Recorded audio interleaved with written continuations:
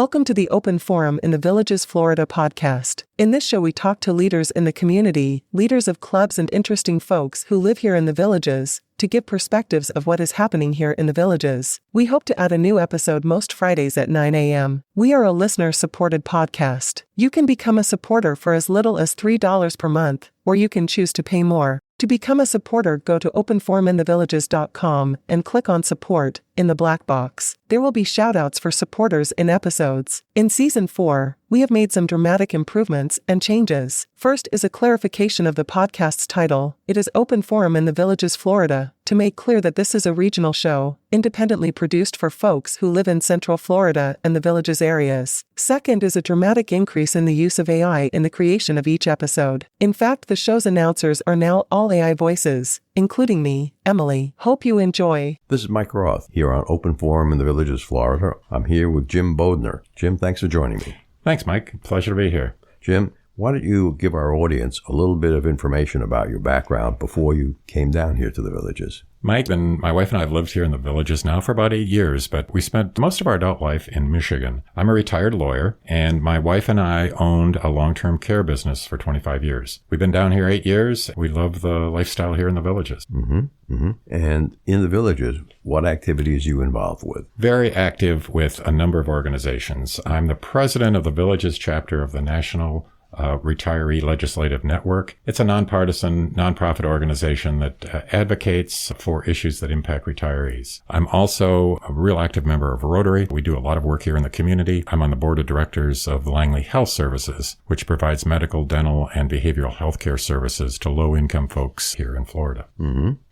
Jim, why don't you tell us about your opinions about traditional Medicare versus the Medicare Advantage plans? It's a topic I talk about regularly. It's a topic that the National Retiree Legislative Network has some very strong opinions. But why don't you just back up and explain how the process works. The key to this whole process is for every single one of us, and there's 60 million of us on Medicare, that we educate ourselves, that we understand how the system works. But let me back up and walk through. All of us turn age 65 at one point in our lives, and at 65, we're kind of at a crossroads. At 65, we're eligible for Medicare Part A, which all of us get, and it covers in-hospital stays.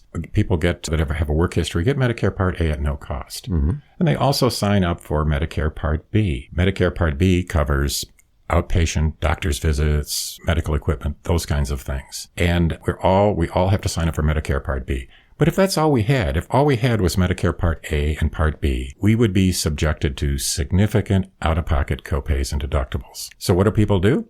They fill those gaps with a Medicare supplement. And Medicare supplements come in two varieties. A person can either fill those gaps with what's called an Advantage plan, or they can fill those holes with what's called a Medicare supplement. Let me explain how the two work.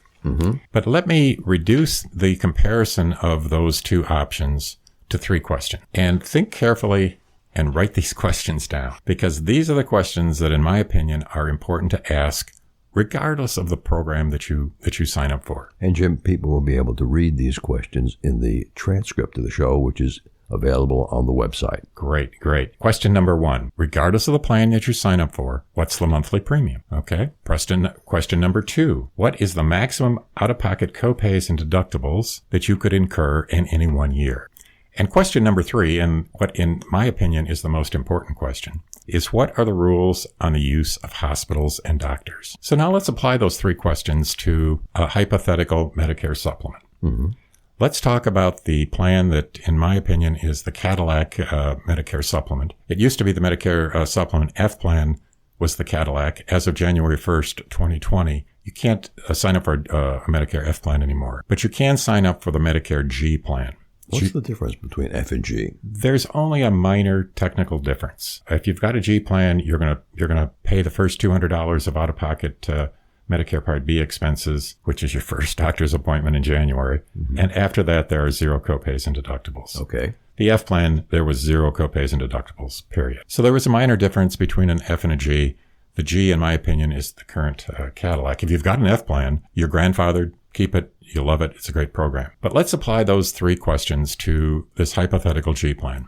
You sign up for a G plan at age 65. That G plan is going to cost depending on your age and your zip code, $150, $175 a month. Again, you can go to Medicare.gov and get an exact quote, but approximately, let's call it $175 a month. Mm-hmm. You've got to buy a separate drug card, a Medicare D drug card. So let's say that drug card costs $200. Mm-hmm. So the total, or $25. So the total cost of the G plan and the drug card is $200. That's your answer to question number one. Ask question number two, what are the maximum out-of-pocket copays and deductibles that you could incur in any 1 year? And the answer to that is $200. You're going to pay the first couple $100 of Medicare Part B expenses, which you're going to incur in January. After that, there are zero copays and deductibles. My third question, and again, in my opinion, the most important question, what are the rules on the use of hospitals and doctors? Mm-hmm. The answer to that is there aren't any. You can go to any Medicare doc, any Medicare hospital in the United States that will accept Medicare, and virtually all of them do. And rule that I like to apply is apply the Mayo Clinic test to the plan that you're looking at, or the Shands test, or the Moffitt test, or the Cleveland Clinic test, or any of the premier facilities here in the United States. Apply and ask yourself, if one time in my life I needed access to Mayo Clinic or Shands, can I get there? With a Medicare G plan, you don't need a referral. You pick up the telephone, you call Cleveland Clinic, you call Mayo Clinic, you call Shands, you schedule an appointment. When you get there, you're not going to have any copays and deductibles. Mm-hmm. Let's apply those same three questions to an Advantage plan. And to keep things simple, you got to understand that every Advantage plan comes in two varieties. Either it's an HMO or a PPO. So those Advantage plans are all limited plans with a limited group of doctors. HMO means? It's a health maintenance organization. The HMO is the most restrictive. It's going to have a closed network of doctors. Mm-hmm. that you're required to go to. You're going to need a referral to get to that doctor. Inside the network. Correct. Now, a PPO permits you to go outside the network. A PPO means? It's a preferred provider organization. You can go outside the network. You'll pay a higher copay and deductible. But it does permit you to get out of the network. But let's apply my three questions let's talk about an HMO. Mm-hmm. You could get an HMO in our local zip code here in the Villages for as little as $0 additional above the cost of Medicare Part D. Okay, zero. So to answer the question number one, you can get the Advantage plan, the HMO, and it will include a drug card for as little as $0 a month in premium. Right. Some of these plans actually say you're going to get so many dollars a month back, up to $175 a month back on your Medicare. That's true. And to that, I say, are you buying a health club membership? Is that what you want? Yeah, they give you the golden sneakers. Right. Are you looking for a health club membership? Or are you looking for the best medical coverage available in the United States? Or are you going to take the risk that when you need to go to a place like the Mayo Clinic, that you can endure a couple of $100,000 worth of medical expenses? Well, there's going to be a cap if you can get to...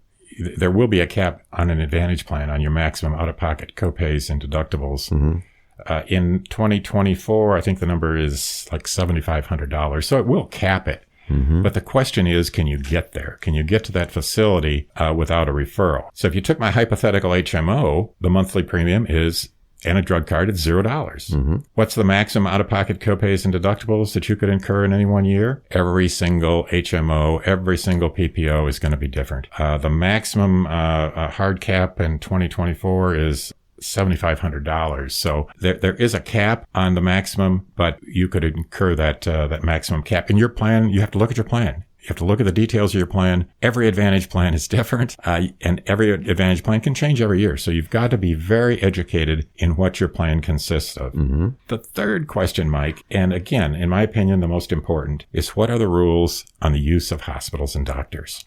If you've got an HMO, there are a lot of rules. If you've got a PPO, you can go out of network, but you need to educate yourself on the rules. You need to educate yourself every single year because that plan can change every single year. Mm-hmm. Yeah, well, I've heard cases where people thought they were covered and they could get into Shands, and a couple of years later when they tried to, they discovered they weren't covered. You know, I've heard all the horror stories. What I tell people is educate yourself. The worst person to buy insurance from are the TV ads that you see. Don't buy Medicare coverage based on television ads. Buy the Medicare coverage or acquire the Medicare coverage based on your knowledge of the system and your individual personal and financial needs. And I'll give you an 800 number here, Mike. There's a volunteer group of folks here in Central Florida that are knowledgeable.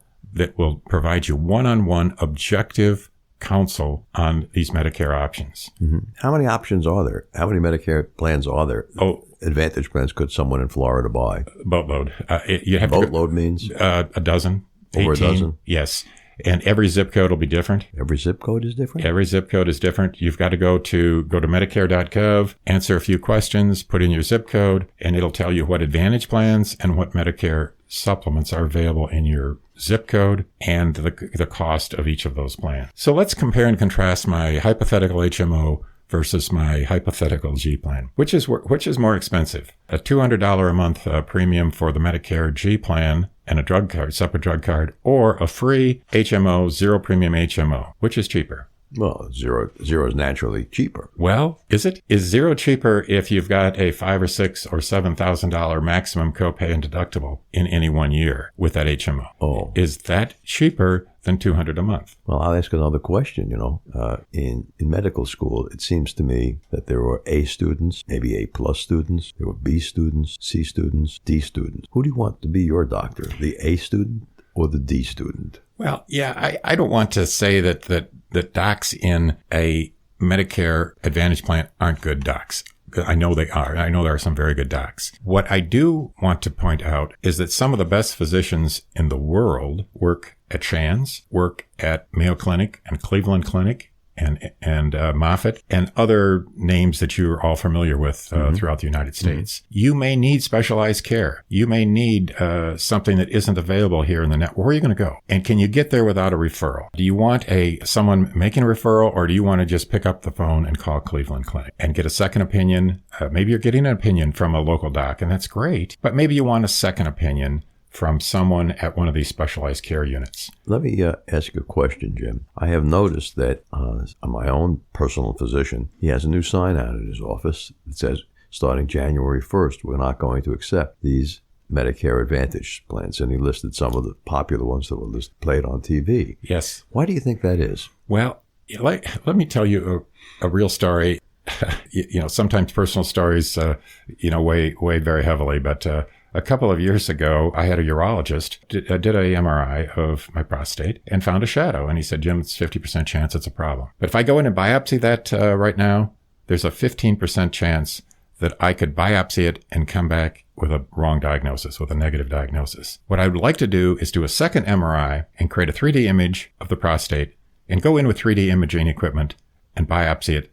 And I guarantee I won't miss it. And he did. And fortunately for me, everything was negative. Mm-hmm. But when he's talking to me and he knows my background and he knows that I'm pretty conversant on some of these topics, he comes about a foot or two off of his chair when he's talking to me about these issues. Mm-hmm. He says, Jim, here's the deal. If you were in, and he listed some HMOs, I wouldn't have gotten approval on a second MRI. And I'd have gone in and biopsied it with a single MRI. You have to have someone approving those procedures. When you're in an Advantage plan, your doc has to recommend the process you need, but it also has to be approved by the administrative arm of that Advantage plan.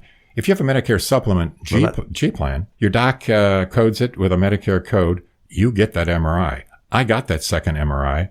I got the 3D imaging. Fortunately for me, everything was negative. Yeah, but getting that approval might add critical time to the time from initial diagnosis to treatment that you really can't afford. That's very true. And again, I'm an advocate. I personally prefer the Medicare supplement track. I'm an advocate for it, but I don't tell people what to do. What I do try to do is educate people so they're knowledgeable about these options, so that when they sit down with their insurance agent, they know as much as the agent. Good.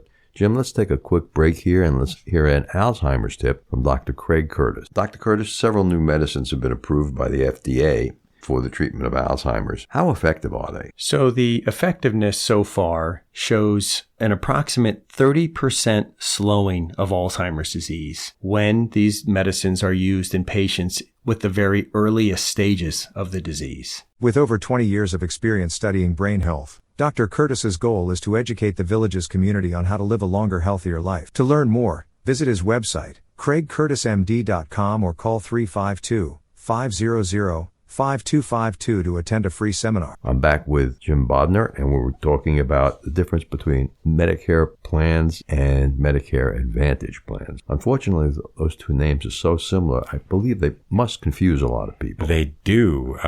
They do confuse a lot. A Medicare Advantage plan and a Medicare supplement, they are confusing. You as a enrollee need to know the difference. As I mentioned before our break, you need to know the difference. When you sit down with your insurance advisor, you need to make sure that advisor can explain the pros and cons of an Advantage plan versus a Medicare supplement. And I also recommend that you get one-on-one advice from a group called Shine. You were going to give them, our audience, their phone number. Yes. Shine is a group of trained volunteers who provide one-on-one counseling to Medicare recipients. And you can contact your Shine representative with this phone number, 1-800-262-2243. Let me repeat that. It's the Shine program, 800-262-2243. They're a great organization. They're not going to tell you whether you should sign up for any specific plan, but they will work to educate you on the difference between Advantage plans and Medicare supplements, so that when you sit down with your insurance advisor, you can demonstrate to that insurance advisor that you know the difference, and make sure that your insurance advisor can explain the pros and cons of each. Mm-hmm. So, Jim, I like to put a little joke into every show for my grandson. That's good. Evan, yeah. Dinosaur jokes? Not dinosaur jokes, but funny jokes. We're putting it into the back half of the show today to make sure Evan listens to the show to find it. So, Jim, what do you call, we're living in a retirement community. We are, yes. Yeah, so what do you call a retired vegetable? A retired vegetable. Boy, you got me, Mike. Has been. Oh, Mike. Can I tell that to my granddaughter? Sure. Okay. I don't know if she'll my laugh. permission to steal it. So I've run you through the decision tree, but let me explain something that you really need to keep in mind. When you remember, we fast-tracked, everybody is 65 years old today, and we made that critical decision. What I didn't tell you is once you make that decision, if you decide to go down the Medicare Advantage track at age 65, you may have made an irrevocable decision. You mean that's a lifetime decision? It's a lifetime. Let me explain how it works. During that first year after your age 65th birthday, you've got the right to realize, I really wanted the supplement. I signed up for the Advantage plan. I'd like to change my mind. You can change your mind during that first year. But after that first year, you have potentially made an irrevocable decision. So that if you're in the Advantage track, you've got to stay there. On the other hand, if you decided you wanted to sign up initially for a Medicare supplement and you change your mind 5 years later, you can go from the supplement track to the Medicare Advantage track, no problem. But it's a one-way street, okay? You can't go from the Advantage track to the supplement track as a matter of right. You can apply, you can be turned down, you can be rated at a high premium. And like any rule, there are exceptions to the rule. What are the exceptions? Well, I make a sporting event out of guiding people through the exceptions to the rules. A sporting event? Oh, it is. It's I have a low threshold of excitement. But let me give you an example I see not all the time, but often. Someone has got an HMO, a restrictive HMO, and they're from Pennsylvania. And they move to the Villages, and that HMO isn't offered or available here in the Villages. That fact situation can give that enrollee what's called special enrollment rights. It gives that enrollee the opportunity to wind the clock back to age 65 and to go down the Medicare supplement track if they want to. They're going to pay a premium for that supplement based on their actual age, their current age, but they have a second bite at the apple to sign up for a Medicare supplement. That's the exception I see regularly. There's other exceptions. An insurance company goes out of business. They're no longer offering that insurance. That likely can trigger special enrollment rights. But the general rule is you've got a 1-year window from your 65th birthday to decide which track you're going down. Often people say to me when I'm talking to groups, and I talk to a lot of groups, well, geez, thanks for the great advice. I signed up for this Advantage plan. I'm 75 years old. I signed up for the Advantage plan. You've just told me that you like the Medicare G plan, but I can't get it because I don't have special enrollment rights. What do I do? And my answer is don't panic. Don't panic. What question of my 3 questions is the most important to you? If the most important question to you is the choice question, being able to go wherever you want, look during open enrollment, which we're in right now. We're in open enrollment. Look at moving from a restrictive HMO to a PPO. The PPO will permit you to go out of network and seek healthcare providers at other locations, some without referrals. So don't panic. There's some really good PPOs out there that, that are good. There will be a premium attached to those PPOs. Remember in my example, I told you the HMO might be zero, and there are zero premium HMOs. The PPO you're going to pay a premium for, a monthly premium. So don't panic. Educate yourself. Know the options, know what's out there, and become informed. And please, please, please, don't buy Medicare insurance from television ads. Don't buy Medicare insurance from television ads. Think about the free health club membership, and if that's your criteria for buying golden Medicare, sneaker, whatever they call it. That's what they call it. If that is your criteria, that's not my criteria. My criteria is, what is the best medical coverage available that I can get when I'm healthy? And what is it if I have that one time in a lifetime situation where I need specialized health care? And you can't predict that. Unfortunately not. I often hear is, well, I'm healthy. I would prefer that zero premium HMO. I'm healthy. I've been healthy all my life. And to that I say, congratulations. But what's going to happen tomorrow or the next day or 10 years from now? Jim, why don't you tell our listeners a little bit about what's coming up in drug costs? Yes, this is an area that the National Retiree Legislative Network has been actively supporting, reducing the cost of healthcare. And let me point out what the NRLN has been doing, what they've been advocating for, and what's come to pass. Effective January 1st of this year, if you're a retiree and you're on insulin, the cost of that insulin is capped at $35 a month. That is a big deal. That is a huge deal. Effective January 1st, 2025, a person's total out-of-pocket costs are capped at $2,000 a year. That is a very, very big deal. What's happening with that drug donut? The drug donut hole is shrinking over the coming years, but when you get to a $2,000 maximum hard cap, that's a large deal. My daughter takes one drug, multiple sclerosis drug, that costs $9,000 a month. That's $100,000 a year. Is a $2,000 cap, and she is on Medicare because she's 100% disabled. Is a $2,000 a year cap a big deal? It sure is, because a lot of people are taking these very expensive drugs. Today, it is illegal for Medicare to negotiate for drug prices, okay? Medicare represents 60 million people. 60 million of us are on Medicare. Well, January 1st and 24, that goes away, and they can begin to negotiate. That's correct. And we have no idea how long that negotiation will take. We don't know. But we do know that Medicare can go to pharma and talk about the 60 million people they represent. And beginning in January, the list is 10 drugs that they can negotiate for. It's my understanding that list then will scale up over the next few years. Do you know which 10 drugs they are? Well, I had a situation recently where it caught my attention when I saw the list. Number one on that list, my heart went into AFib here a few months ago. I'm now on Eliquis, which is $500-600 a month. Eliquis is number one on the list of 10 drugs. So the other 9 have really long, complicated names, but they're all expensive. Good. Jim, why don't you tell us about Plan for Life checklist? Yes. And if you go to my blog, and I think the blog, my blog link will be on this podcast. The blog link is www.bodennerj, that's bodennerj.wordpress.com. And if you navigate to the file called Plan for Life Checklist, you will see a lot of really good information. You can download it. It's about a 30-page PDF file. Wow, 30 pages. It's, I have a low threshold of excitement. There's a lot of loose facts floating through my head. And I've put those loose facts into this Plan for Life checklist. It includes things like you need to organize your life in a 6-inch thick 3-ring binder. And I give you the index of what should be in that binder. It should be in a safe in your home. It shouldn't be in a safe deposit box, but it tells your loved one, it tells your partner, it tells your children everything there is to know about you and where everything is. In my former life, my wife and I owned the long-term care facility. We saw all the train wrecks of people not knowing where documentation is.